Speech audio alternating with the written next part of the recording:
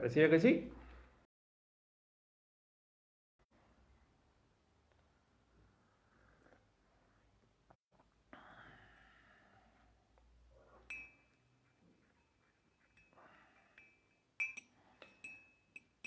Somos 100 acá. Si hay alguien en el Facebook que me mande un like, así sabemos que lo pueden estar viendo. Sí, en principio está funcionando. Ahí hay una persona. ¿O sos vos, Agostina? Es la Agostina, sí. No, soy dos, sí, se escucha bien igual. Bueno, Se ve bien. genial.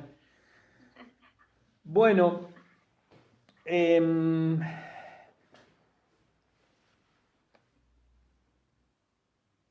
no sé si cómo vienen con el tema em, recuerden que tienen que inscribirse en la materia mediante el SIU guaraní. Así de esta manera poder, bueno, además de poder de que eso queda fijado en el cursado, la gente de Planeta Digital habilita el acceso a los materiales de la materia en la UNCU virtual. Eh, no sé cómo vienen, si han podido ver el programa, si tienen alguna consulta, duda, antes de que sigamos un poco la conversación del otro día y ya pasemos a algunas de las otras temáticas de la unidad uno. Y bueno, la idea es que hoy tratemos de hacer un repaso de eso. Eh, Están los textos, de todas maneras hay algunas clases que están subidas del año pasado y el miércoles que viene nos encontramos en la facultad, después de un año y 6 meses, ¿no? O sí, un año y 6 meses. Así que en principio em, tenemos asignada el aula magna. Vamos eh, ahí me están preguntando una cuestión. Ahora le contesto a Silvia que está acá por el Facebook. Tenemos asignada el aula magna, con lo cual em, la capacidad no tengo muy claro si es de 50 o 60 personas. Em, de todas maneras, vamos a tratar de ver qué pasa con las aulas del BAC. ¿Ustedes han ido a la facultad? No, creo no, porque el año pasado cursaron virtual, han ido muy poco. Bueno, nosotros regularmente dábamos clase, vieron que atrás del edificio más antiguo de la facultad hay otro edificio más nuevo que va, digamos, es perpendicular. Em, Ahí hay un bloque que tiene un auditorio muy lindo donde se han hecho algunas actividades, el auditorio Luis Triviño, y hacia atrás sale un bloque de aulas importante que tiene aulas grandes. Eh, Alcanzaron a ir en el pre, claro. Bueno, hacia atrás están las aulas del bloque de aulas, se llama BAC porque quiere decir bloque de aulas comunes tecnológicas. Así que por ahí sí se llaman BACT, una cosa rarísima, pero bueno. Ahí hay aulas más grandes que pensábamos que podíamos tener a disposición alguna de ellas, pero no lo sabemos todavía porque parece que hay algún problema con los baños de esa parte, de ese edificio, que es un edificio eh, diferente. Las clases exactamente a las 16. Siempre vamos a dar clase a las 16, ya sea presencial o virtual, no cambia eso, ¿no? Tal vez, probablemente nosotros vamos a estar de un rato antes ahí en la Facu, por si hay que ver alguna cuestión de protocolo y eso. Eh, por el momento es a las 16 horas en el aula magna, o 15 minutos antes para que, no sé, si no, van a empezar creo que le toma la temperatura, pero no hay mucho más que eso. Vamos a ver qué pasa con esas aulas de atrás porque, dado que son más grandes, entiendo que podría permitir mayor presencia de aquellas y aquellos que puedan ir. Y también ha cambiado bastante la situación no ha cambiado, pero se supone que se han flexibilizado un poco las distancias para hacer lo que le llaman los aforos, que me suena horrible, pero bueno, los aforos en las clases presenciales, por lo menos ha sido así en la primaria, en la secundaria, la universidad también ya lo ha adoptado en realidad.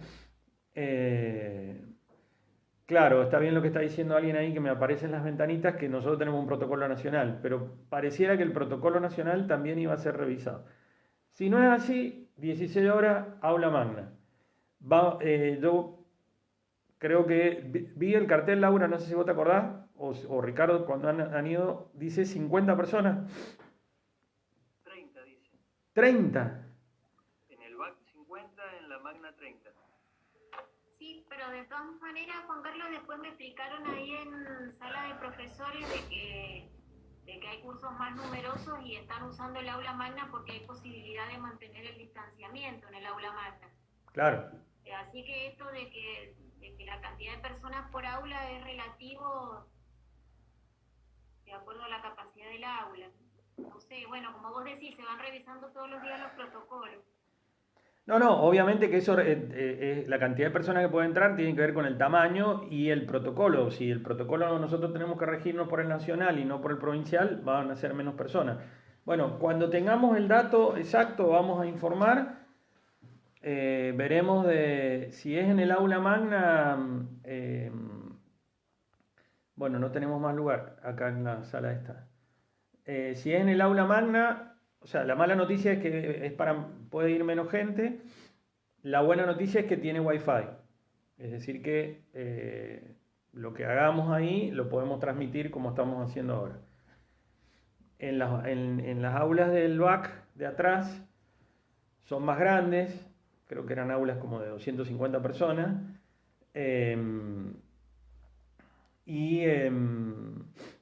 Pero el recuerdo que tenemos, que lo decíamos el miércoles pasado, es que la señal de Wi-Fi ahí no era muy buena, ¿no? O sea, no es tan buena como adentro de la facultad que la provee la gente de informática. De todas maneras, lo vamos a estar comunicando por la página de Facebook, donde ponemos siempre el link para estas clases. Les pedimos por ahí a quienes están que lo he visto, que si tienen grupos de WhatsApp o eso, lo comuniquen. Si el número es ese, bueno, vamos a tener que hacer una lista para que no viaje, o sea, sobre todo para que alguien no viaje si después no va a poder ingresar. Eso es lo que me parece un poquito que hay que terminar de ajustar y hablar con las autoridades de la facultad. ¿Cómo terminamos ajustando eso? Porque no me parece razonable que alguien se haga el viaje. Si es de acá más o menos de Mendoza, bueno, de la ciudad, pero si es alguien que viene más lejos, que haga el gasto y va a llegar y es el número 31 y no lo van a dejar entrar a la sala. Lo vamos a terminar de saber entre mañana y pasado y vamos a tratar de comunicarlo por todos los medios posibles y recordarlo para terminar, para que el miércoles que viene ojalá podamos tener un arranque en esta hibridez, bimodalidad o no sé cómo llamarla, y que nadie que haga el viaje se quede afuera. Esto sería lo ideal. Y si no, nos vamos al jardín, como alguna vez nos fuimos al jardín, que ya no es más jardín, porque está más seco que... pero bueno, eso no es lo ideal porque no se escucha bien, o sea que... así que vamos a tratar de ajustar ese detalle para ver la cuestión serían 27 en realidad, menos nosotros 3, si es que vamos a estar los 3, es decir que son 27 personas. Ya vamos a ver cómo lo están haciendo con otras materias y tratar de resolverlo de la mejor manera posible. Bueno, acá hay un mensaje en el Facebook que me dice Silvia Linero que no la habilitan en la UNCU y se inscribió en la materia. Bueno, para todos aquellos y aquellas que no tienen todavía el acceso a la UNCU virtual, lo voy a reclamar. La verdad es que no es algo que manejemos nosotros. Nos dijeron que automáticamente todas las estudiantes y todos los estudiantes que se inscribieran vía Ciu Guaraní se iban a replicar eh, en la UNCU virtual para que puedan acceder a los materiales. Hasta ahí es lo que podemos, no tenemos otra posibilidad de intervenir nosotros. Yo lo que sí voy a hacer es reclamar que todavía hay estudiantes que se han inscrito y no pueden, es decir, que están inscritos en Ciu Guaraní y no pueden acceder a Planeta Digital. O sea, va la materia vía Planeta Digital y la UNCU virtual. Bueno, ahí está el programa, tenemos los materiales. Hay algunas clases de video del año pasado que sirven para este año también. Así que bueno, eso. No sé si los que pudieron, si han podido acceder a la UNCU virtual, han visto el programa o han visto los materiales, tienen alguna consulta, algo, incluso lo pueden poner por acá por el chat y lo vemos. Y si no, arrancamos. Profe, disculpe, buenas tardes. Sí. ¿Se van a manejar con la UNCU virtual o con Moodle? Porque yo estaba en la UNCU, pero también está en Moodle la materia. Sí, no, pero nos manejamos con la UNCU este semestre. El traspaso a Moodle lo estamos haciendo en forma de prueba, porque supuestamente ya el año que viene tenemos que estar todos en Moodle. Ok, gracias. Igual si yo lo voy a estar revisando. El compromiso que tiene la gente de educación a distancia es que lo que ponga en Moodle es exactamente lo mismo que está en la UNCU virtual, es decir que no va a pasar nada. Pero para no tener tantas alternativas, tantas variantes y que se confundan, ¿por qué nos quedamos en la UNCU? Bueno, nos quedamos en la UNCU virtual por otras razones que por ahí no hay tanto tiempo, pero además porque nosotros lo que necesitamos es un lugar, un repositorio, o sea, un lugar donde estén los materiales. No vamos a tomar ni exámenes, es decir, no usamos ese aspecto de la plataforma Moodle que permite. Entonces, por eso nos quedamos en la UCU, que es un lugar donde tenemos ponemos el programa, ponemos las presentaciones de PowerPoint, y ponemos los textos. Entonces, no necesitamos las otras digamos, prestaciones que tiene Moodle, por decirlo de alguna manera. Así que, porque algunas otras materias sé que lo usan como para tomar prácticos por ahí o entregar un práctico por ahí. Nosotros el práctico que vamos a hacer, que lo vamos a explicar el miércoles que viene, pero también lo vamos a dejar explicado lo vamos a hacer por internet. Una vez que va a haber una guía para hacer el trabajo práctico número 1, que ya la está terminando de ajustar el profesor Rubio, y el práctico se lo van a tener que enviar a él o a alguno de nosotros, a la profesora o a mí, por mail. O sea que a diferencia del Moodle, donde ustedes lo suben a nosotros nos lo mandan directamente a nuestros mails. Por eso es que no estamos usando el Moodle en esos aspectos que tiene esa plataforma, que es que uno puede entregar trabajo y ese tipo de cosas. Y creo que ahí vi un chat. Sí, la bibliografía obligatoria es la que está abajo de cada uno de los temas de las unidades. No sé si Laura ahí justo está contestando. Es decir, dice unidad 1, creo que dice, y abajo están todas las temáticas, y después vienen en algunos casos son 3 o 4, no más de 3, o 4 textos obligatorios, que son los que van a encontrar subidos en la UNCU virtual. Bien. Bueno, a pesar de esto en la presencialidad se puede hacer con mayor facilidad, pero aún así, dada la cantidad de gente, si no hay ninguna otra duda, de nada, un par de presentes virtuales. Bueno, Laura, vos por ahí o alguien puede ir viendo los casos particulares de situaciones. Puede animarse, no pasa nada, a contar qué le quedó de lo que conversamos la clase pasada. Así hacemos una pequeña introducción ahora yo voy a presentarles pasar una presentación de PowerPoint, con lo cual dejo de ver lamentablemente el chat y para retomar un poquito, hacer como una especie de repaso de eso que intentamos plantear el miércoles pasado. Si alguien se anima, no es porque sea nada grave, sino porque quiera contarlo, cómo lo entendió, cómo lo propone y me ayuda, o ya... ¿Quién se anima? Hago como hizo esa profesora. A ver, de los que están con la cámara apagada, son todos, así que Santiago es el único que está ahí firme, Diana también, por lo menos de los que yo veo acá.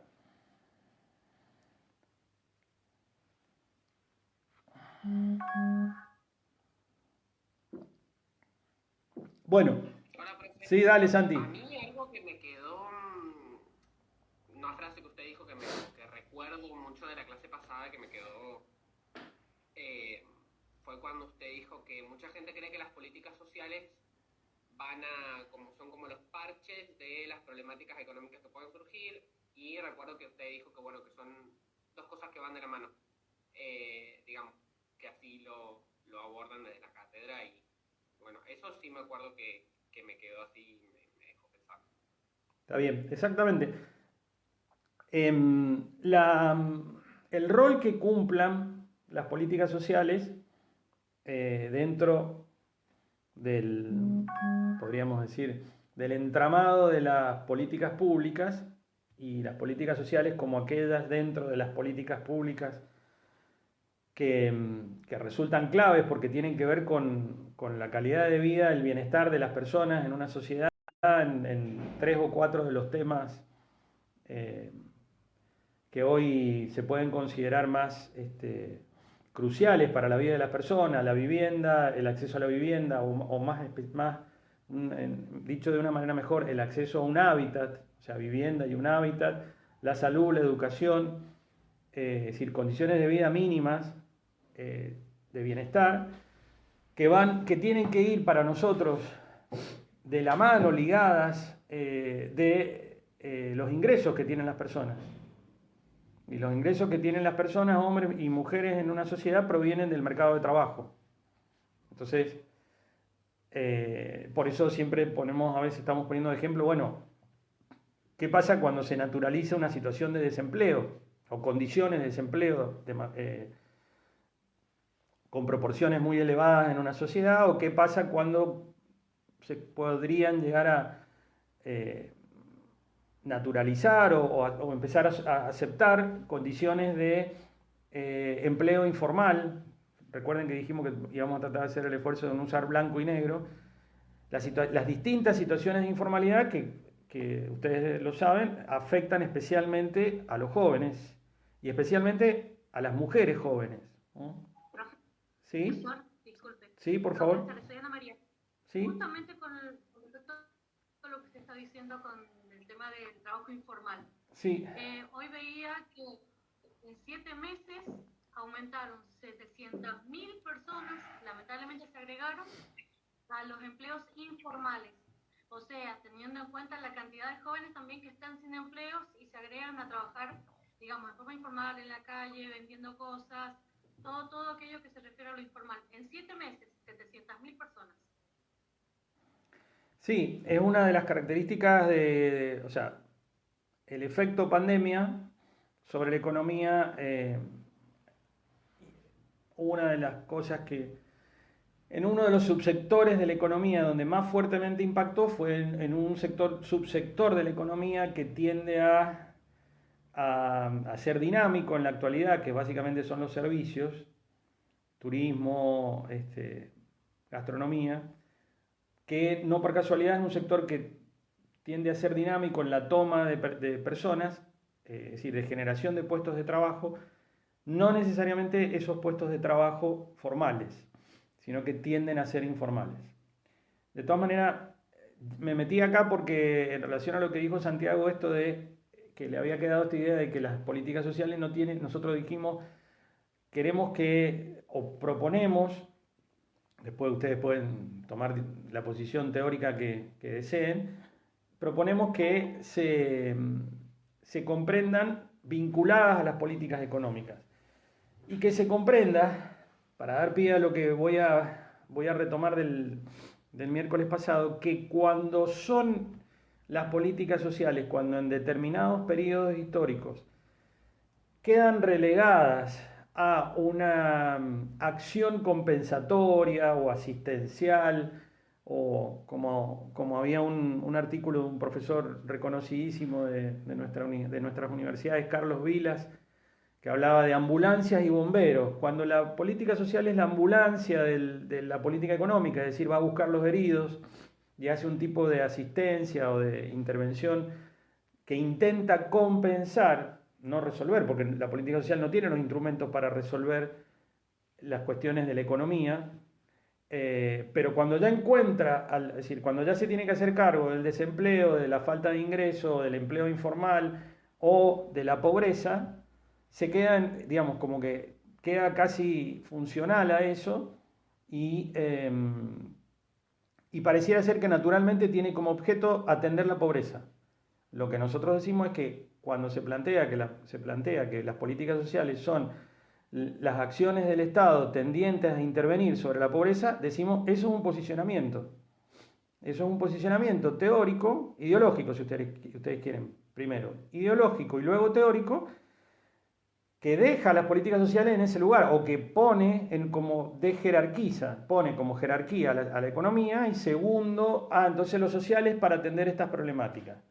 Lo vamos a mostrar de que a lo largo, es decir, ¿para qué nos valemos del recorrido histórico? Bueno, para mostrar que eso está en tensión, está en discusión, y que en diferentes momentos históricos no ha sido siempre igual, ¿no? En otros pueden existir, han existido, y podríamos pensar en una situación, en un modelo económico y social, donde volvamos a unir las dos facetas, que en el fondo son campos de una misma realidad socioeconómica, política socioeconómica, donde entonces no aparezca esta escisión que nuestro punto de vista, y como lo proponemos, es que es una escisión, es una toma de posición. Es decir, bueno, entonces hay una especie de mirada de este tipo, de salir a compensar, de una especie de, aprovechando la metáfora, una mirada de ambulancia, porque mientras tanto la economía, esperen, ya la economía va a funcionar bien, va a generar puestos de trabajo. Bueno, lo que pasa es que ese tipo de relato, que además no es solamente un relato, hay una teoría económica que lo fundamenta, viene intentando de hace 40 años explicarnos eso, como también dijimos el miércoles pasado, la economía global y nuestra economía en general, en términos generales, es más desigual. Entonces no resuelve los problemas de integración social, por múltiples razones, algunas de las cuales las vamos a poder ir tocando de a poquito, ¿no? Nos podríamos meter más en profundidad, pero no nos da tanto el tiempo. Entonces, cuando se produce, un primer punto, el producir esta escisión, esta separación, es un posicionamiento ideológico que tiene además una teoría económica que lo sustenta, que es la teoría económica neoliberal, o neoclásica, si ustedes quieren. La teoría clásica es la de los padres de la economía del liberalismo, Adam Smith, David Ricardo. La teoría neoclásica es la de los neoliberales, que es una escuela de pensamiento económico de la década del 30 que surge en Austria. El miércoles que viene la profe lo va a pasar también un poquito, se los va a presentar, porque el miércoles que viene vamos a ver, como contamos el miércoles pasado, un poquito los estados de bienestar en Europa, la situación en Europa de los estados de bienestar. Entonces lo vamos a comentar, lo va a comentar la profesora y lo vamos a poder conversar en clase. Porque entonces, bueno, es un posicionamiento ideológico. Detrás de esa teoría neoliberal o neoclásica hay toda una visión de la sociedad, una visión del individuo, una teoría fuertemente individualista que reniega fuertemente de la intervención del Estado y de la regulación de la economía. Sostiene la autorregulación de la economía se autorregula, no necesita de ningún tipo de intervención estatal. Y como, si ustedes, no sé si el año pasado tuvieron economía, ya no me acuerdo en qué año está, pero nosotros también lo vamos a mencionar, claramente es una forma de entender la economía y consecuentemente el funcionamiento de la sociedad opuesta a lo que nos van a escuchar mucho decir, y tal vez ya lo vieron en economía, que es un abordaje o un enfoque keynesiano, que viene del apellido del señor Keynes, que fue otro gran economista del siglo XX, que plantea entonces una mirada, digamos, podríamos decir, es la antítesis de la mirada neoliberal, neoclásica, individualista, y él plantea una mirada de intervención del Estado y sobre todo discute y disputa la idea neoliberal o neoclásica de que los mercados se autorregulan, ¿no? Funcionan. ¿Qué quiere decir que se autorregulan? Que funcionan por sí solos y que no se necesita de, hola Laura, de la intervención de ningún tipo de regulación estatal. Ni cuando crece el desempleo, ni cuando crece, este cuatrimestre tienen economía. Bueno, lo cuento así porque seguramente lo van a ver con el profe estos temas. Está bueno porque podemos dialogar. Alguna vez pensamos en hacer algunos talleres en conjunto y nos agarró la pandemia, pero tenemos muchas cosas en común. Entonces, estuvo bueno el disparador de Santiago porque esto de guarda que a veces por intervención profesional o por lo que hay que hacer y hay que resolver, le toca en general los trabajadores sociales y en general a los profesionales de las ciencias sociales, estar en lugares, que son ministerios de desarrollo social, oficinas de emergencia social de los municipios, muchas veces en participación en organizaciones no gubernamentales o organizaciones de la sociedad civil, donde lo que se atiende es un emergente cuya causa no está ahí. O sea, cuando la persona ya está en situación de calle, cuando la persona ya está en situación de pobreza, cuando la persona ya está desempleada, cuando ya encontramos un niño desnutrido, una niña desnutrida, es un efecto de algo que ahí aparece de nuevo un poco lo que usamos el miércoles pasado de decir la estructura. ¿Dónde está la causa? Ahí hay que ir más atrás. Tenemos capas y capas de decir, bueno, ¿por qué una sociedad como la Argentina, que no es verdad que produce alimentos para 300 millones de personas, pero sí produce los alimentos que podríamos tener para los 47 millones que somos, 45, tiene problemas de nutrición infantil? O tiene, no sé, 50% de la población por debajo de la línea de pobreza. Es que, ¿vieron esta mañana en una reunión? Es que la frazada es corta. No, la frazada no es corta. La frazada es corta por una decisión política, pero hay que alargarla, la frazada. Bien, para alargar la frazada hay que tomar decisiones en el campo de lo político, que nos exceden, pero nosotros sí las podemos discutir teóricamente. ¿Qué quiere decir alargar la frazada? La frazada es el presupuesto público y hay que discutir el sistema de impuestos. Hay que tener una recaudación impositiva mayor, hay que discutir sobre quién va a descansar esa recaudación impositiva, si va a descansar sobre los que más tienen, sobre los de mayores ingresos, sobre los que han logrado fugar dinero al exterior, y de esa manera ampliar un presupuesto. Entonces, en vez de, tener por año poder hacer 100 hospitales, hacemos 200 hospitales. Pero la frazada no es corta, sino que la frazada, que nos digan que la frazada es corta es un posicionamiento político, ideológico político, y después además se fundamenta desde lo teórico, porque todo el tiempo nos está diciendo, no, guarda, porque el Estado gasta. Bueno, todo ese tipo de cuestiones son las que queremos problematizar, y le doy la palabra a la profesora, y ahí esta discusión, por eso que el otro día decíamos que no aparece, en algunos casos aparece más velada o menos velada, es la que queremos llamar la atención, que se tenga en cuenta que muchas veces no se pone en evidencia. Nosotros queremos recordar de que eso está, que determina y define si vamos a resolver o no vamos a resolver, y desde qué lugar vamos a resolver. Si vamos a discutir distribución de la riqueza o vamos a intentar poner algunos, entre comillas, sigo con la metáfora hospitalaria, poner paño frío, poner curitas. Voy a con una curita a tratar de curar la herida de 40% de pobreza. Bueno, eso es un poco lo que a lo largo de la materia vamos a estar tratando de mostrar todo el tiempo, eso, ¿no? Esa tensión de cuál es el lugar para las políticas sociales y para lo social. Laura.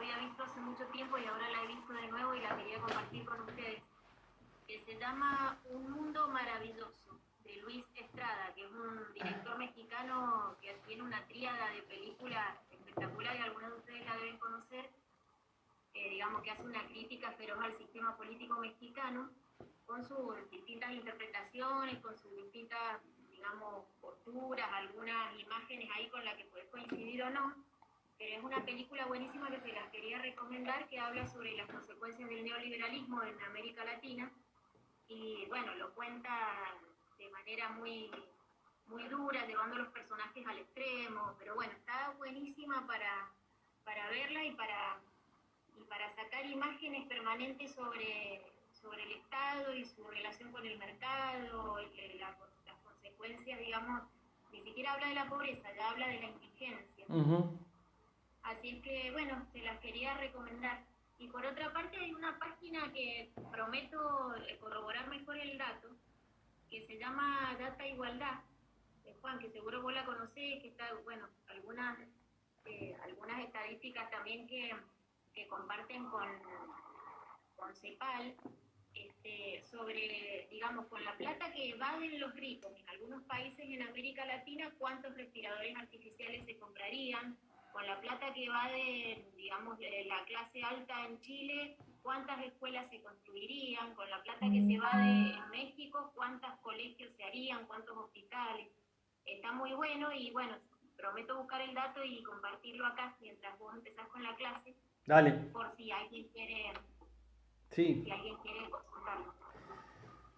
Exactamente. Bueno, básicamente entonces estuvo muy bueno el disparador de Santiago en esto de que le quedó a él pensando esto de, bueno, pensar que las políticas sociales son exclusivamente para la atención de la pobreza es un posicionamiento ideológico y también luego tiene consecuencias teóricas, ¿no? Porque luego de eso todos los instrumentos, el tipo de política y los instrumentos que se van a desarrollar y que se van a llevar a la práctica van a tener que ver con esa mirada, de que entonces yo voy a tratar de contener, ver cómo las personas pueden sostenerse ahí, pero no discuto el modelo de crecimiento económico y de crecimiento y distribución de la riqueza.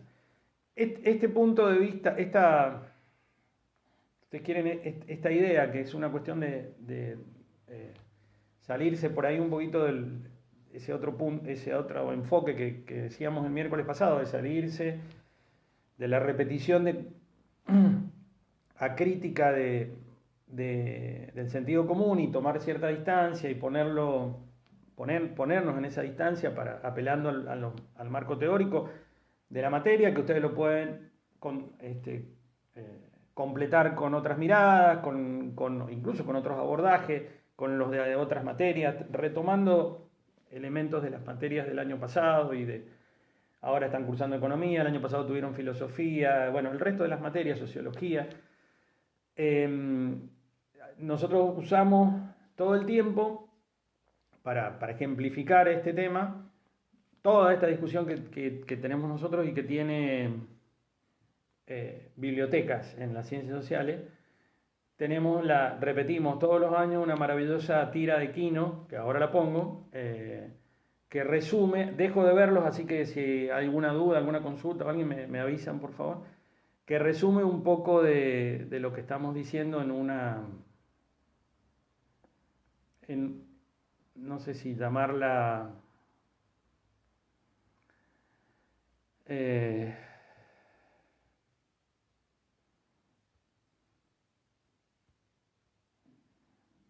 una tira, no sé cómo llamarla. Porque bueno, lo que comentaba recién Santiago es el cuadro o la tira con sus 4 cuadros resume un poco esta conversación que estamos teniendo, porque en un primer punto, frente a la situación de una persona en condiciones de calle o en situación de calle, hay una coincidencia bastante notable entre Susanita y Mafalda y Susanita. Ambas pareciera ser que a ambas las interpela esta situación, y la propia Susanita acuerda con Mafalda de que le parte el alma ver la gente pobre. Y la resolución sintetiza y es magistral, a nuestro entender, porque el planteo de Mafalda es precisamente un planteo que está vinculado a lo que decíamos recién. Hay que dar techo, trabajo, protección y justamente además usa la palabra bienestar. Lástima que dice los pobres, pero bueno. Pero habla de la palabra bienestar, que es una palabra que la vamos a tratar una palabra que remite a un concepto que lo vamos a tratar de ver bastante a lo largo de la materia y hacia adelante después, que bueno, ¿qué significa el bienestar? Porque puede significar diferentes cosas para diferentes posicionamientos políticos y teóricos.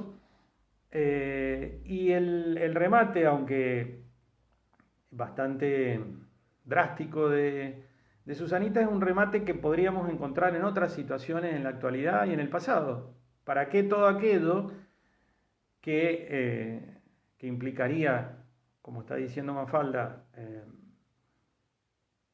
prácticamente un desarrollo de un estado de bienestar con políticas sociales que vayan de la mano de las políticas económicas? ¿Para qué todo eso si podríamos esconderla a la pobreza, ¿no? O no verla, ¿no? O eludirla, o evitar su abordaje, o evitar su tratamiento, ¿no? Es una síntesis, como toda síntesis seguramente tiene una simplificación, pero bastante fuerte de una mirada que hay en general sobre las personas, los sectores, en muchos casos durante diferentes momentos históricos mayoritarios, en muchos momentos históricos denominados pobres, en otros casos podemos hablar de exclusión, en donde se superponen diferentes denominaciones que tienen muchas implicancias, porque decirle a una persona pobre tiene mucha implicancia. No es lo mismo decirle a una persona pobre que decirle desempleado, o excluido, o decirle incluso en algún texto o en una intervención o en un tratamiento, o decirle marginal. Son todas palabras que tienen no solamente un peso teórico, sino que tienen un peso simbólico cuando se dicen y cuando incluso las personas o el grupo de personas o los sectores la reciben. Pero la mirada de Susanita, que puede parecer así un poco fuerte, no es algo alocado de que pueda ocurrir. Ocurre y está presente en muchos sectores no solamente a nivel del sentido común en la sociedad, sino también de muchos sectores que tratan de explicar el funcionamiento de la sociedad y tratan de explicar desde un punto de vista teórico el funcionamiento económico, dan su punto de vista teórico, su teoría económica, como los mencionábamos recién, el abordaje neoliberal basado en la escuela neoclásica, con los economistas de la escuela de Viena del neoliberalismo, que plantean una visión individualista, que plantean una visión donde Mafalda, esta pequeña intervención de Mafalda no es tolerada, digamos, ¿no? El hecho de ¿qué está representando Mafalda? Un Estado que interviene, que regula, que podría plantear, dice techo, bueno, podría plantear una política de vivienda con tasas subsidiadas o con algún tipo de promoción especial para los sectores que no tienen vivienda.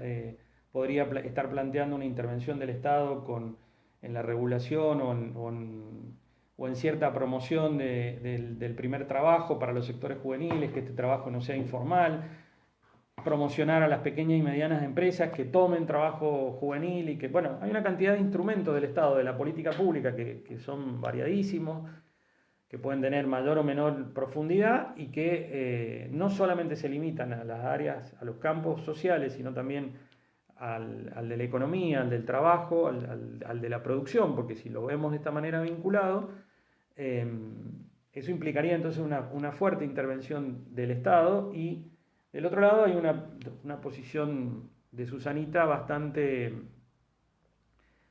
simple, pero bastante tajante al mismo tiempo, ¿no? Lo podemos esconder y no los vemos, en este caso a los pobres o a los excluidos o a los marginales. El tema es que cuando uno si tuviera que esconder al 50% de la población sería difícil, pero además a lo largo de la historia, y recién la profesora mencionaba una película, hemos comentado, ha pasado en América Latina y ha pasado en Argentina de esconder a los pobres, ¿no? De poner así como los barrios ricos se ponen detrás de sus paredes en muchos casos, o es de muy difícil acceso, y ya hace muchas décadas que los que analizan el tema de los country, de los barrios privados, hablan de guetos. También hay hacia el otro lado, por ejemplo, durante la dictadura cívico-militar en la provincia de Tucumán, el dictador Bussi hizo esto, pretendió algunos barrios marginales cercanos a San Miguel de Tucumán, intentó, lo que plantea Susanita, intentó esconderlos. Y en el caso, en otros casos, en otros países de América Latina también, pasó también en el caso chileno, está reflejado en una película que por ahí, si tienen ganas, véanla, no es muy pum para arriba, pero se llama Machuca, que es la historia de un niño es la historia de unos escolares en una escuela de Santiago en los días previos al golpe de Estado del 11 de septiembre de 1973, de Pinochet. Y ahí concretamente hay un barrio que está en un lugar físico, que estaba en el medio de los barrios, de los sectores de mayores ingresos, que luego ya se fueron consolidando hacia la parte alta, como se dice en Santiago, y había quedado un barrio urbano marginal, una especie de población, como se dice en Chile, no se dice Villa Miseria, pero en Chile se dice población, y vienen con las topadoras y los camiones y digamos, al que no quiere irse le pasan con una topadora por arriba de la casa, o por arriba de su casilla. Entonces un poco esto de esconderlos o Sí, perdón. Estoy navegando por instrumentos, así que ustedes me tienen que decir. Sí. No, es simplemente un aporte, digamos. Dale, por favor. Que acá en Mendoza también tenemos nuestras historias con las topadoras tirando asentamientos.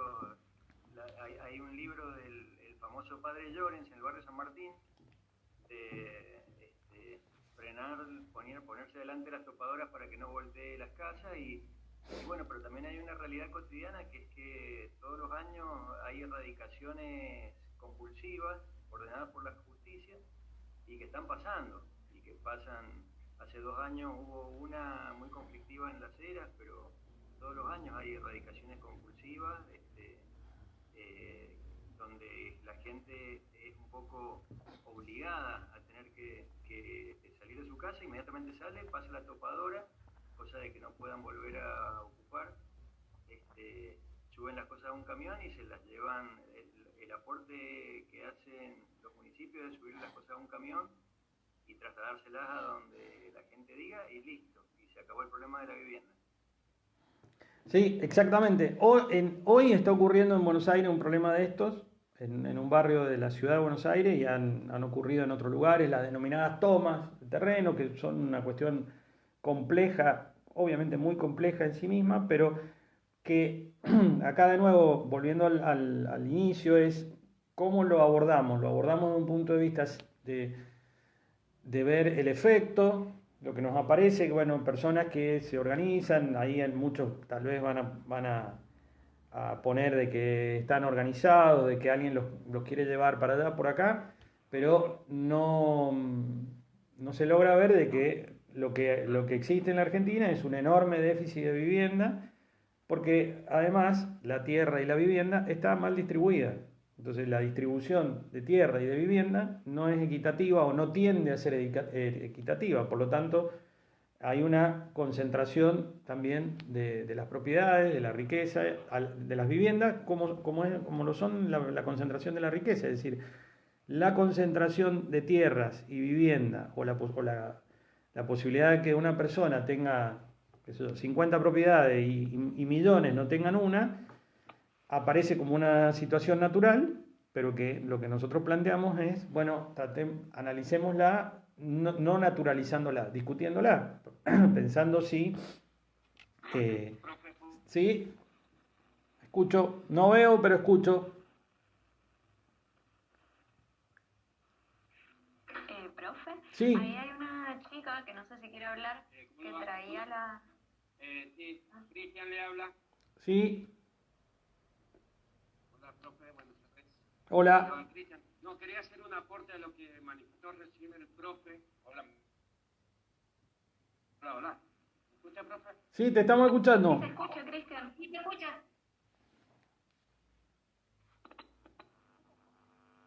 No, era un aporte a lo que decía el profe recién. Del tema de las topadoras. Es lo que ha pasado hace poco tiempo también acá en la parte de lo que es detrás de la facultad de nosotros, donde el señor Vilas, a través del poder que tiene y los contactos hacia la gobernación, ha desalojado a mucha gente en ese sentido, de que él se apropia de los terrenos, donde mucha la parte de los terrenos de esa gente que es ocupada y ocupada pertenece a la Facultad Nacional de Cuyo, en general, para todas las entidades dentro del predio, los mandan, como dijo el profe, a la acera, a un asentamiento vecino que puede ser dentro de la ciudad o fuera de la ciudad, y esos poderes, ¿cómo los enfrentamos? A través de que ellos tienen el poder económico y el poder político que los ampara también la justicia. ¿Cómo lo enfrentamos? Eso no es un caso de violencia discriminatoria, de mecanismos de fuerte discriminatorio hacia las personas que ellos mismos y la sociedad que está un poco mejor económicamente discrimina como negros o como villas. Bueno, justamente lo que estás diciendo, Cristian, en un punto específico, el caso de los terrenos de la Universidad Nacional de Cuyo en su disputa con el empresario Daniel Vila, la demanda judicial la ganó la universidad y estamos en proceso de recuperación de una parte de esos terrenos que son los que están al oeste de la avenida Champañat. Que en una primera etapa son 3 hectáreas y luego son 17 hectáreas más, que la Corte Suprema de la Nación, que es el máximo tribunal de justicia de nuestro país, nos dio la razón en un juicio que fue por muchos años y fue un resultado histórico porque la universidad sentó un precedente y en ese sentido, desde hace muchos años, la propia comunidad mendocina nos apoyó.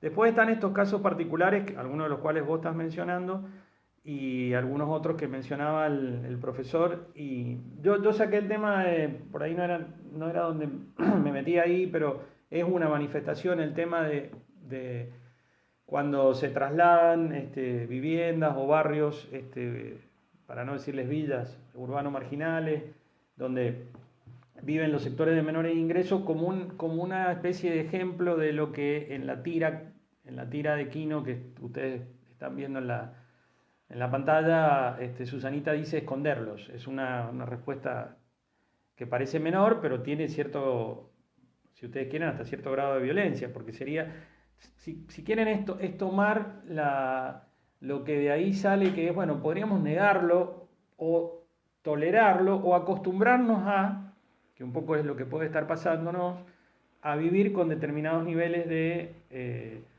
tanto porcentaje de pobreza, tanto porcentaje de indigencia, acostumbrarnos al desempleo, acostumbrarnos a un poco a lo que decíamos recién, que millones de personas no puedan tener acceso a una vivienda, aun cuando pudieran, no es que están pidiendo que se las regalen, sino que están pidiendo una línea de crediticia que les permita accederlo y pagarla porque tienen sus trabajos. Entonces, ese efecto de esa idea de no naturalización es un poco la que quería...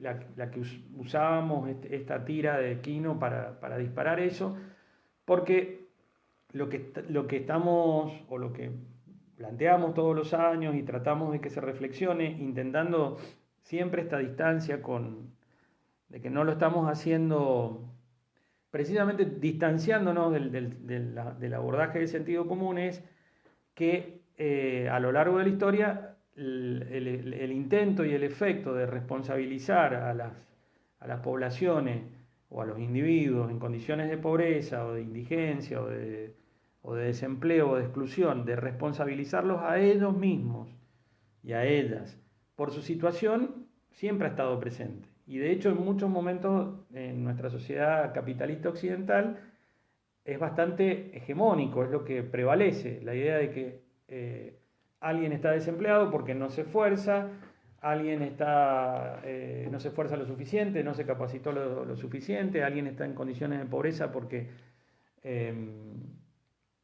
así lo quiere, porque, bueno, el pobre es pobre porque quiere, para simplificarlo con la frase de sentido común, pero de nuevo nosotros recalcando que les pedimos que entonces lo tomemos desde un punto de vista, abordemos esas frases de sentido común desde un punto de vista teórico y las analicemos y veamos que la presencia ahí de una fuerte connotación ideológica sobre las poblaciones en condiciones de marginalidad o en condiciones de exclusión, o incluso las poblaciones y las clases trabajadoras que aún con trabajo, aún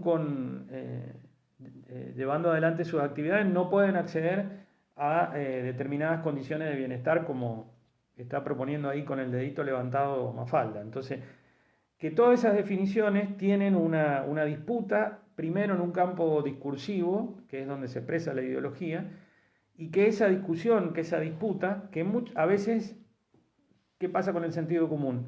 El sentido común se discute poco, es como que, precisamente por eso es sentido común, es como que está dado por sentado y por lo tanto funciona de esa manera, porque no estamos todo el día haciendo este ejercicio, que en general lo hacemos más que nada quienes nos dedicamos a las ciencias sociales, lo hacemos nosotros los docentes, con nuestros estudiantes de grado, de posgrado, y lo hacemos tal vez en un marco institucional como son las facultades, como es nuestra facultad y las facultades sociales a lo largo y a lo ancho del país, pero en el resto de la vida económica, social, el sentido común funciona como naturalidad, digamos, ¿no? A veces en muchos casos se utiliza como forma explicativa de los fenómenos, y ya dijimos el miércoles pasado, en la gran mayoría de los casos, casi en su totalidad, está errado, porque lo que se trata de explicar con el sentido común, o cuando se apela al sentido común para explicar los fenómenos económicos y sociales, generalmente es un error, porque el sentido común está tiene incorporado y está imbuido de los contenidos de la explicación de los sectores dominantes, de la economía neoclásica. Entonces escuchamos todo el tiempo cosas como: si aumentamos los salarios, entonces va a aumentar la inflación.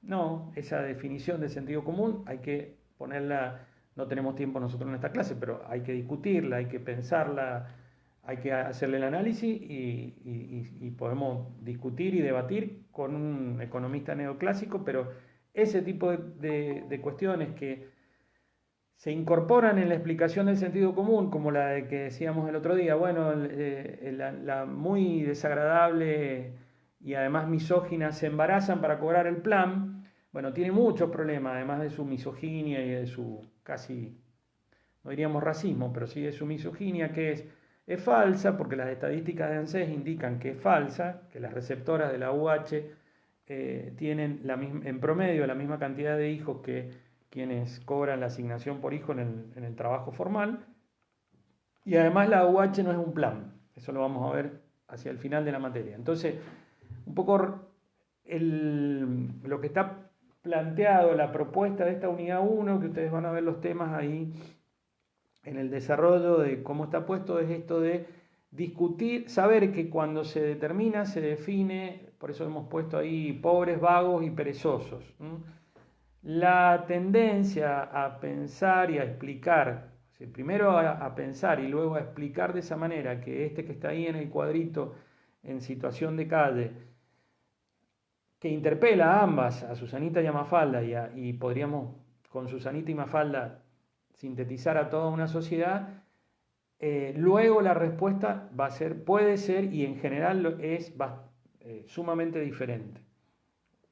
Para que la respuesta sea diferente, es decir, haya una respuesta de intervención, podríamos decir, positiva, o de intervención de reconocimiento de derechos, que es lo que está representando Mafalda ahí, con un Estado que regula e interviene, o Susanita no lo está diciendo, pero como se mencionó recién, la intervención de tipo represiva, y si no es represiva, asistencial, eso está en disputa en nuestra sociedad, ¿no? Y la forma de explicar el fenómeno nos va a determinar qué tipo de intervención vamos a tener, y si es incluso que vamos a tener una intervención, porque también una forma de respuesta sería no intervenir, que no exista una política pública o una política social para determinado problema. Dice una autora que está citada en el trabajo mío que está puesto en la unidad 1 de la Sociedad de Beneficencia de la Asignación Universal por Hijo, que lo saqué de la UNCU virtual porque lo tenía que corregir y ya mañana lo vuelvo a subir. Una profesora que usamos mucho, y además que hemos tenido con Laura y Ricardo la posibilidad de trabajar con ella, Estela Grassi, que es el hecho de que personas o grupos de personas se vean afligidas por un problema social no es directamente y exactamente la condición de que la sociedad a través del Estado va a intervenir sobre él. Para que ocurra esa intervención de política pública, de políticas sociales, tienen que haber otros mecanismos, que son un poco los que estamos tratando de mostrar, que no están a la vista. Hay mecanismos ideológicos y luego mecanismos políticos y concretamente de política pública, de intervención pública. Y en muchos casos, determinadas afectaciones o determinados problemas no ingresan a la agenda, como dicen nuestros colegas de ciencia política en la facultad, no ingresan a la agenda pública y son automáticamente respuesta del Estado.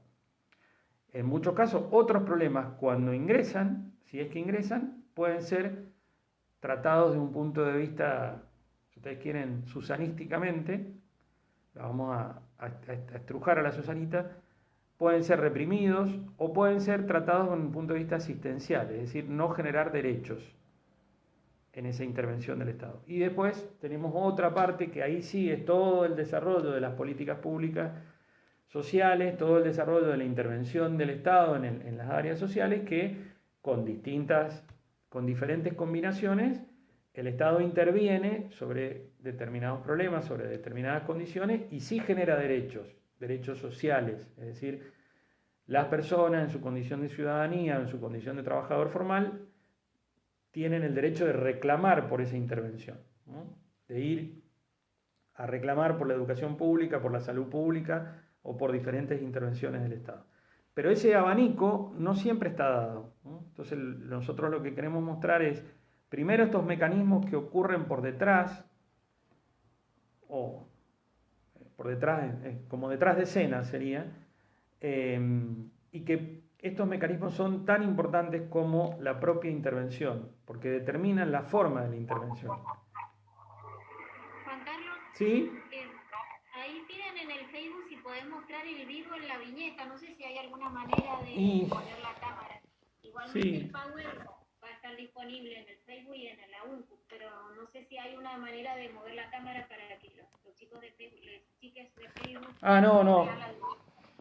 No, perdón, de todas maneras, gracias Laura, el Power está es más, creo que incluso tiene sonido, está en la UNCU, no tenemos manera pero está el Power, vean, o sea, lo que yo decía el otro día era que una posibilidad es para quienes no puedan, los que no han podido estar en la clase o que tengan que estar acá en el Facebook porque no nos dio el espacio acá, se puede repasar viendo el Power, que el Power está en la UNCU. Entonces el Power es y se van a dar cuenta cuando lleguen ahí, hay otras, yo he puesto otras frases de diferentes momentos históricos donde van a tener también ejemplos de estas situaciones donde está esta disputa entre una mirada como en la que se va a fundamentar la intervención, que tiene que ser una mirada que explique los fenómenos de una manera no individual. Cuando la explicación de los fenómenos sociales, económicos y sociales, se descansa en una mirada individualizante, es decir, la causa de los fenómenos tienen que ver con características propias de los individuos, la explicación tiende a ser básicamente también la intervención Si la explicación es individualizante, la respuesta va a tender a ser la no intervención del Estado, el no reconocimiento de ese problema como un problema social, como un problema colectivo. Es decir, si yo, de nuevo, usamos el desempleo porque es como no tanto, por eso no queremos usar, también podría ser la pobreza, pero el del desempleo es como mucho más, me parece que es más pedagógico aún que el de la pobreza. Es posible escuchar, bueno, está desempleado porque no se esforzó lo suficiente, o porque no hizo todas las capacitaciones suficientes, o porque puede hablar 4 idiomas y puede haber hecho todos los cursos posibles y no existen los puestos de trabajo para ser ocupados por esa demanda de puestos de trabajo. ¿Y quién genera los puestos de trabajo? La economía. ¿Y se puede intervenir sobre la economía? Sí, hay que discutir el modelo económico, sobre qué sectores se va a hacer una economía más dinámica, se van a generar los puestos de trabajo, y acá estamos hablando de los sectores privados de la economía, no el Estado. No es que estamos diciendo que el Estado tiene que ser el empleador de las personas, el Estado tiene que emplear personas, trabajadores y trabajadoras en la educación, en la salud, en las áreas sociales, en las áreas ambientales, en lo judicial, en la policía, sí, pero después está el sector privado de la economía. Las industrias, el sector agropecuario, las empresas, las bodegas, los supermercados, todas las actividades que ustedes imaginan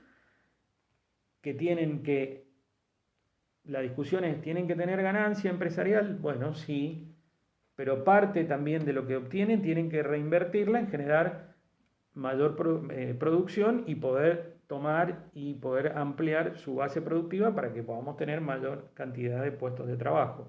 Si no, estamos en un problema de una economía que no genera puestos de trabajo. Es de ahí de donde proviene la explicación del problema del desempleo. A eso llamaríamos la explicación estructural. No a si Juancito o fulanito o Pepita o Menganita tiene el pelo largo, tiene el pelo corto, se lo pintó de verde o se lo pintó de azul o se lo pintó de amarillo. No pasa nada de eso.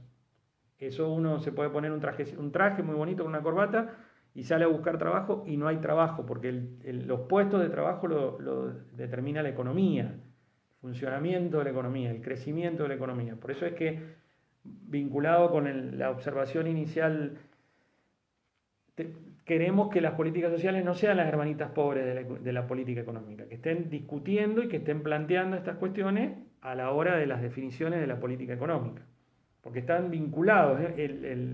La división entre política económica y política social es una división analítica. En la vida real las personas necesitamos tener un trabajo, que ese trabajo sea formal y al mismo tiempo intervenciones sociales y protecciones sociales frente a los eventos que nos puedan pasar en la vida, a los riesgos, que hay todo un abordaje del tema de las políticas sociales respecto a riesgos. Necesitamos vivienda, necesitamos tener cobertura o cierta anticipación si nos enfermamos, si tenemos algún problema, si tenemos un accidente de trabajo, y también frente al riesgo del envejecimiento, al riesgo de la muerte inesperada, al riesgo de una enfermedad catastrófica que por ahí, ojalá que no, pero le puede pasar a alguien y no avisa. Entonces no da lo mismo si uno tiene una cobertura de salud o no la tiene, porque eso impacta y tiene un fuerte impacto en los ingresos y en el bienestar de las familias y de las personas.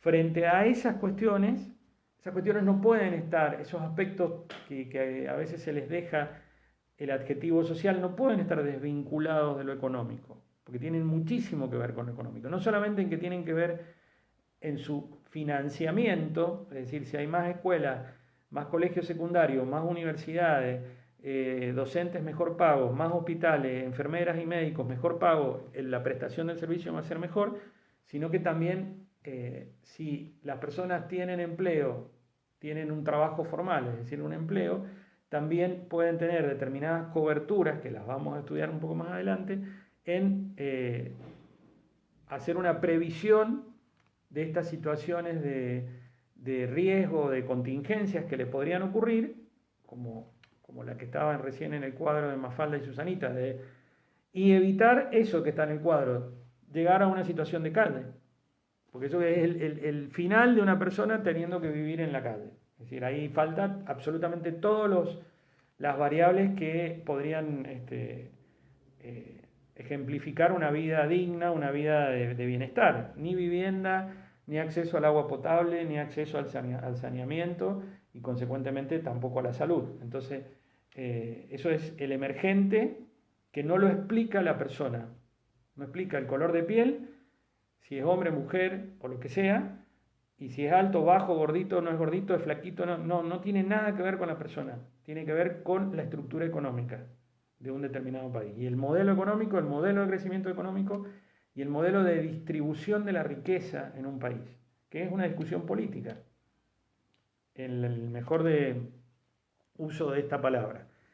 Que además nosotros, ¿sí? Juan Carlos, ¿Sí?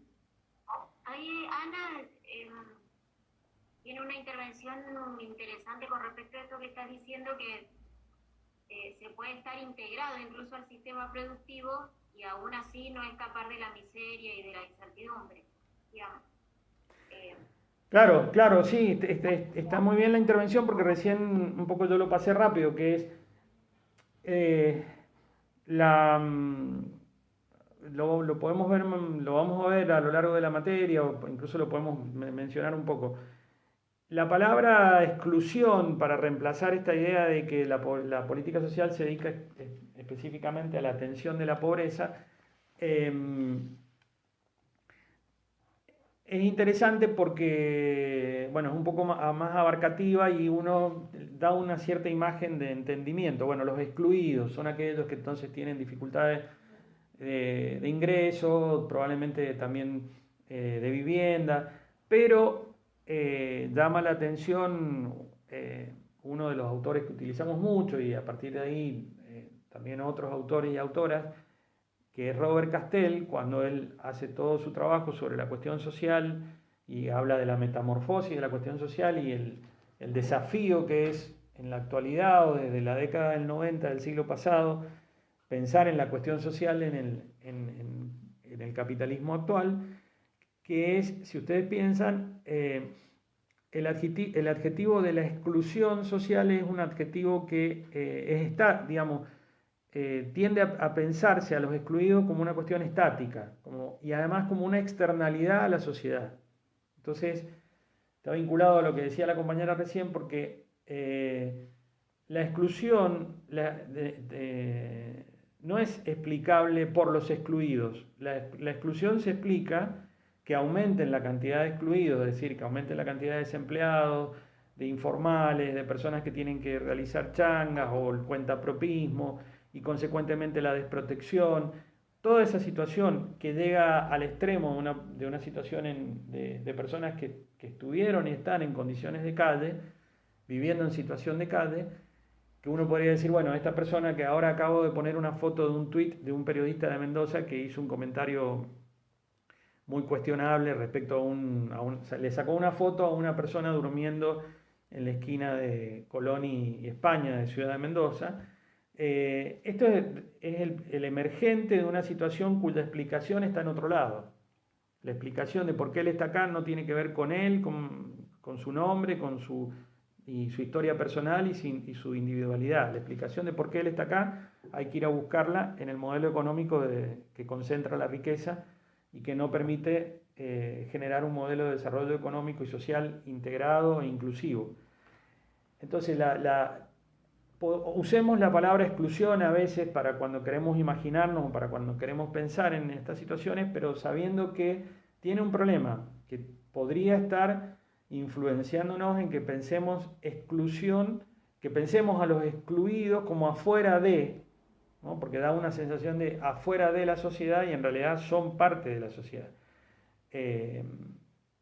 La palabra, Castell usa la palabra desafiliación, bueno, hay autores y autoras que usan otras palabras, pero en realidad lo que hay que imaginarse es una línea continua de posibilidades de lugares que yo ocupo. Están los integrados, después hay una que serían los que tienen empleo formal, trabajo formal, es decir, que tienen empleo de mayores ingresos. Después la punta o la cúspide de esa pirámide de ingresos son quienes tienen propiedades o los sectores propietarios, empresariales, con recursos. los que tienen dinero en el exterior, así nos vamos subiendo en esa pirámide. Después hay un sector asalariado formal que pueda tener mejores ingresos, que tiene coberturas, ya vamos a ver a qué queremos decir con coberturas, pero que están integrados. Después hay un sector medio, que creo que es al que se estaba refiriendo recién la compañera, que es aún incluso con un empleo formal, con un trabajo formal, con un empleo, podría los ingresos provenientes de ese empleo estar por debajo de la línea de la pobreza o de determinadas condiciones de bienestar. Es decir, que aún los propios ingresos del trabajo no me permitiesen adquirir ciertos bienes y servicios para llevar adelante una vida digna, una vida con bienestar. Y luego una cantidad de situaciones hacia podríamos pensar, la base de la pirámide de la distribución del ingreso en la sociedad, donde las personas tienen diferentes inserciones a un mercado de trabajo que tiende a ser informal, donde casi la mitad de la población económicamente activa se encuentra en condiciones de informalidad. Por lo tanto, sus ingresos son inestables, tienen refuerzos ahí sí, de algunos programas sociales, una cantidad importante de mujeres debido a que tienen hijos menores de 18 años, cobran la asignación universal por hijo, que vamos a explicar más adelante por qué no es un plan, son receptoras entonces de esa transferencia de dinero. También pueden tener una transferencia de dinero por otro tipo de intervenciones estatales, algunas de las cuales sí son planes o programas, la UH no. Es decir, hay una cantidad de situaciones que hace un continuum de la vida en la sociedad. Que la palabra excluido tiene un problema en explicarla, porque la palabra excluido es muy gráfica para para imaginarnos a quiénes nos estamos refiriendo, pero nos confunde o es media tramposa, porque si es un excluido quiere decir que está fuera de la sociedad. No, está dentro de la sociedad. La sociedad tiene sectores, el centro de la sociedad o las condiciones de la concentración de la riqueza de una sociedad particular en un determinado momento de su historia explica la mayor o menor cantidad de excluidos. Hace algunas décadas, tal vez más hacia mediados del siglo XX, se llamó la marginalidad a eso, estar como en los márgenes. Pero la situación de los márgenes o la situación de los excluidos o la pobreza, que también es un término que tiene mucha connotación negativa, es explicada por la concentración de la riqueza, si ustedes quieren, una especie de centro. Ya lo vamos a seguir intentando demostrar. Bueno, alguien me dice en la hora, porque tengo el celular con la cosa esta y acá no me traje un reloj. 5:20 van a ser. Bueno, un minuto más. Disculpe, hay gente que quiere entrar pero no lo acepta. A ver, bueno, es que cuando comparto no. A ver.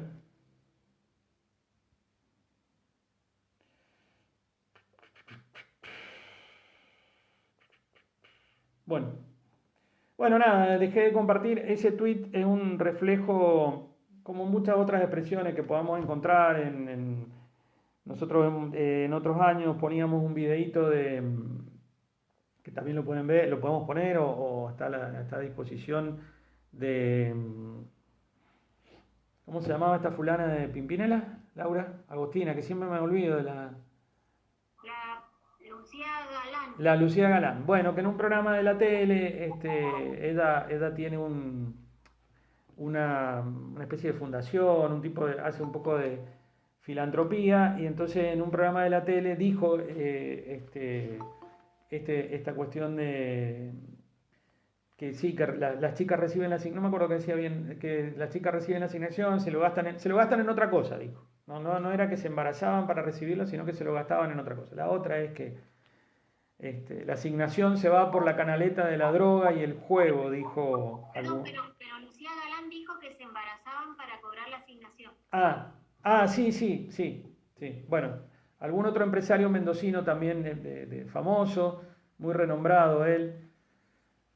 La Agostina vive cerca de la empresa esa. Enrique Pescarmona de IMSA también tuvo una expresión muy desagradable que dijo, porque ni siquiera dijo se embaraza, dijo se preñan. Fue ampliamente repudiado, obviamente después se desmintió, pero está documentado porque lo dijo en una conferencia no sé en dónde, y en el diario de ese lugar estaba. Después rápidamente lo sacaron todos de los medios porque, bueno, la verdad es que como esta cosa de que creo que lo hablábamos el otro día, 50 chicos rindieron un examen, ninguno sabe leer. Nada, nosotros, punto uno, estadísticas. ¿Quién produce las estadísticas? Las estadísticas las produce el INDEC, o en las provincias las producen las direcciones de estadísticas. En la Argentina son potentes, son serias, son confiables, son viables. ¿Tienen alguna duda? Bueno, vamos a las estadísticas regionales. Tenemos en la región una organización que va a cumplir 70 años que se llama la CEPAL. No dejen de visitar el sitio de la CEPAL, Comisión Económica para América Latina y el Caribe. Distingue a nuestra región. Es parte del sistema de Naciones Unidas. Están todas las estadísticas de todos los países. Si no quieren la estadística de la nacional porque tengan alguna duda, CEPAL. ¿Sí? Obviamente las estadísticas pueden tener alguna vez algún problema, sí, pero la CEPAL hace 70 años que hace estadística. Adentro de la CEPAL hay subcuerpos de investigadores que se dedican solamente a hacer el análisis de las estadísticas de cada uno de los países de América Latina y el Caribe. No les gusta o quieren discutir o quieren confrontar o corroborar, que obviamente está muy bien, las estadísticas del Banco Mundial. El Banco Mundial hace estadística. Vamos a las estadísticas del Fondo Monetario Internacional. También están ahí. El Banco Mundial se dedica a todos los países del mundo, el Fondo Monetario, la Unión Europea y la propia Naciones Unidas. Cuando queremos saber la cantidad de personas que están, el contador de vacunados en el mundo, lo está haciendo una universidad, puede ser de Oxford o puede ser una universidad norteamericana, con la Organización Mundial de la Salud. ¿Qué es la Organización Mundial de la Salud? Bueno, una organización del sistema de Naciones Unidas que lleva adelante hace 70, 80 años las estadísticas y las recomendaciones. Entonces la Organización Mundial de la Salud nos dijo, miren, este virus no lo conocemos, quedémonos en la casa, y hicimos caso. No solamente la Argentina, la gran mayoría de los países del mundo siguió las recomendaciones de la Organización Mundial de la Salud, y se supone que, si bien lamentablemente hemos tenido una cantidad de muertes que no quisiéramos que hubieran ocurrido, se logró evitar otra cantidad por la respuesta y por seguir las recomendaciones de la Organización Mundial de la Salud. Nosotros, entonces, en términos de ¿por qué les cuento todo esto? Porque como futuros cientistas sociales, trabajadores sociales, sociólogos, es una responsabilidad el uso, el cómo lo digamos, qué decimos, y que eso esté fundamentado en estadísticas. No para hacernos los cuantitativistas, pero sí el ejemplo de se embarazan para cobrar un plan. Falso. ¿Quién lo dice? ¿Laura Neri, Juan Carlos Aguiló, Ricardo Rubio? No, lo dicen las estadísticas. Entonces, perdón, Laura Salomón, ¿estás intentando hablar? No, digo que incluso en ese videito de Lucía Galán le dicen, pero ¿cómo sabés vos que esta situación sea? Porque yo lo veo. Sí. Era como una reafirmación que ella repetía esos embarazos para cobrar la situación. Sí, sí. Que yo me acuerdo que en clase, cuando lo pasábamos y cuando Laura lo pasó, yo decía, no es solamente grave que ella diga, sino que con la repregunta del periodista, dice, más que lo vea, es porque yo lo digo. ¿No? ¿Y cómo? ¿Y quién sos vos? ¿No? Una fulana que es cantante. Uno le puede gustar más o menos, a mí me parece horrible, a otro le puede gustar. Eso está por cuenta de la estética de cada uno. A uno le gusta una cosa, a uno no le gusta otra. Ahora, no porque yo lo digo, y además encima está en un lugar que se difunde, entonces luego se difunde, se incorpora al sentido común, se traduce, entonces aumenta, hay que disminuir la emisión monetaria para que baje la inflación. No pasa. Se disminuye la emisión monetaria y sigue subiendo la inflación. Entonces hay un problema. La inflación no es solamente... ¿Quién dice que la inflación es un fenómeno monetario? Los economistas neoclásicos del neoliberalismo. La inflación otro sector de economistas, y no estoy hablando de fulanos que se les ocurre, de teóricos, académicos, investigadores, de otro sector de la academia, dicen, no, la inflación no es un fenómeno puramente monetario, tiene que ver con otros fenómenos, con otras variables, ¿no? Entonces, este distanciamiento que estamos planteando con el sentido común es un distanciamiento que tiene que ver, porque a nosotros luego nos toca explicar, como lo decíamos el miércoles pasado, los problemas y situaciones sobre las que todo el mundo opina. ¿Está mal eso? No, porque está bien, en una sociedad democrática todo el mundo tiene que opinar, pero nosotros nos tenemos que distanciar de eso, porque si no, nos mezclamos, quedamos medio como subsumidos en discusiones que nosotros tomamos distancia. Para esto un primer paso es la apelación a la estadística, un segundo paso es ver estas cosas que están en esa presentación de la unidad 1, que tienen que ver con las afirmaciones de sentido común, que están puestas ahí, ese tuit del periodista Montacuto, lo que dijo, lo que está diciendo Evely. Sí, nosotros hemos hecho eso bueno, sí, se lo gastó todo, bueno, pero vos no, a mí me contó, ¿y quién te contó? Claro, siempre, ¿por qué? Porque finalmente, además de que llegáramos al extremo de discutir, ¿y quién dice que vos tenés que controlar lo que los pobres consumen con la tarjeta alimentaria? Es otra cuestión, pero dejando de lado eso por un momento, donde podríamos hasta que nosotros lo discutimos, en el sentido de que yo transfiero una tarjeta en la que solo puedo comprar alimentos. Eso no es, digamos, eso es discutible. No solamente lo estoy diciendo en un sentido ideológico, en un sentido teórico. Y eso además, yo personalmente lo he escrito y nosotros lo sostenemos, no estamos de acuerdo con esa medida de la tarjeta alimentaria del Ministerio de Desarrollo Social de la Nación. Lo van a encontrar ahí en la bibliografía, hay un texto escrito en ese sentido. Por eso es que con sus dificultades estamos más de acuerdo con la asignación universal por hijo, porque es un dinero, una transferencia de un dinero que permite un uso en un consumo diferente. Por eso también estamos de acuerdo, y lo vamos a ver al final de la materia, en una idea de un ingreso ciudadano. Porque finalmente si la economía y el mercado de trabajo no puede resolver las condiciones de desempleo y de pobreza del 50% de la población, y supuestamente vamos hacia una economía de la robótica y de la digitalización, y no va a generar puestos de trabajo, bueno, alguna medida de intervención hay que tener. No solamente, no es que lo dice la Cátedra de Política Social de la Facultad de Ciencias Políticas en Mendoza, Uncudo. Lo dijeron los presidentes de los 7 países más ricos del mundo. Algo hay que hacer con el desempleo a nivel mundial y la concentración de la riqueza. Entonces, este tipo de discusiones, este tipo de abordaje está en la unidad 1, está ahí la presentación de la filmina. Ponemos algunos ejemplos a lo largo de la historia, aparecen y desaparecen.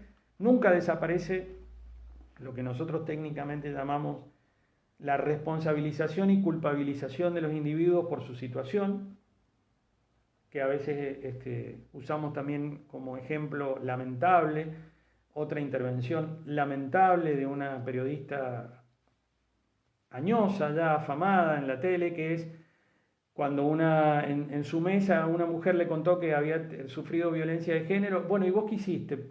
¿Por qué lo provocaste? Bueno, la revictimización de la víctima, que ahí se expresa claramente, también nosotros entonces queremos llamar la atención en esta posibilidad de que que esté siempre presente, no solamente a nivel de la sociedad, en términos de sentido común, sino a nivel teórico, conceptual, una explicación individualizante, que va a tener como consecuencia una forma de intervención o no, incluso una forma de evitar o no intervenir, y si tiene una forma de intervención muy diferente a si explicamos los fenómenos sociales desde un punto de vista estructural y por lo tanto la respuesta es colectiva, es decir, nos responsabilizamos colectivamente como sociedad por las condiciones de todos los individuos, personas, como ustedes le quieran poner, también de acuerdo a la teoría social a la que adhieran. Personas, individuos, agentes, sujetos, cada una de ellas también tiene una carga teórica. O la respuesta es colectiva o la respuesta es individual. Eso es lo que está presente en la unidad 1. En los textos de la unidad 1, estos pasos, entonces, el distanciamiento, el tomar distancia del sentido común el utilizar entonces el marco teórico conceptual, el que nosotros hacemos una propuesta, ustedes tienen la posibilidad y el derecho de utilizar otras, vincularlas, debatir. Eso es, para eso tenemos un producto no natural y profundamente histórico y político como la Universidad Pública en la Argentina, que nos permite tener un espacio de debate y de discusión que en la gran mayoría de las veces, casi en su totalidad, es democrático, donde nos podemos discutir y diferentes abordajes. Ese punto de vista, la fundamentación en las estadísticas y luego de tener el marco conceptual, ir a mirar en los diferentes momentos históricos cómo se desempeña eso, cómo los conceptos que tenemos, si nos sirven para interpretar o no la realidad, para ver qué pasa en la realidad, cuáles son las políticas públicas sociales concretas en los periodos históricos concretos cuando han existido políticas sociales. Porque vamos a ver rápidamente, después del café, y antes que no me pueden asesinar porque estoy en mi casa. Así que, pero cuando volvamos del café, en un rato, momentos de la sociedad occidental donde no existían las intervenciones públicas y menos las intervenciones sociales, donde el Estado no existía, donde no existían las regulaciones estatales, donde no existía el Estado como lo entendemos hoy. El Estado y las políticas públicas es producto de un momento determinado del desarrollo de la sociedad capitalista occidental, lo vamos a repasar rápidamente porque lo han visto en otras materias, para también mencionar algunas cositas de la cuestión social, para que entonces el miércoles que viene ya podamos dar paso a la unidad 2. Obviamente que todos estos temas que estamos pasando bastante rápido, además de que están los materiales, que están las filminas en la UNCU, nosotros tenemos los horarios de consulta para que si hay algunas dudas adicionales los podamos conversar, y además también están las profesoras, tanto las adscriptas como las ayudantes alumnas, que pueden siempre colaborar. Bueno, 17:31, llegué justo, hacemos 15, 20 y volvemos para el último esfuerzo y ahí sí ya... No sé, acá creo que había alguien que ya se quiere ir y... seguramente se tiene que ir. Ahí sí ya nos encontraríamos el miércoles que viene en la Facu. Pero ahora nos queda un ratito más. Ok. Bueno, a tomar... creo que ya fue Laura Salomón a pedir los cafés ahí al buffet. Hago el mismo chiste todos los miércoles. Ya sé. Bueno. El miércoles que viene va a ser una realidad. El miércoles que viene sí. Ojalá que sí. El buffet está abierto, no tengo claro que tenga funcionando la máquina de café, pero sé que está abierto. Algo tomaremos ahí. Bien, porque si llevamos mate nos tenemos que llevar un mate cada uno, así que también... lindas épocas esas, me acuerdo que Agostina García me convidaba un mate rico, sí. Es verdad que... ¿Se acuerdan? Mirá, me acabo de acordar... Eso cuando ejemplificábamos la distribución del ingreso con los mates, ¿te acordás? No sé si está también. Disputábamos con los mates, pero bueno, ya supongo que volverá. Que la ciencia pueda finalmente vencer al bicho este. Bien, tomémonos 20 minutos y retomamos para el último pedazo. Bien. Nos vemos en 20. Nos vemos.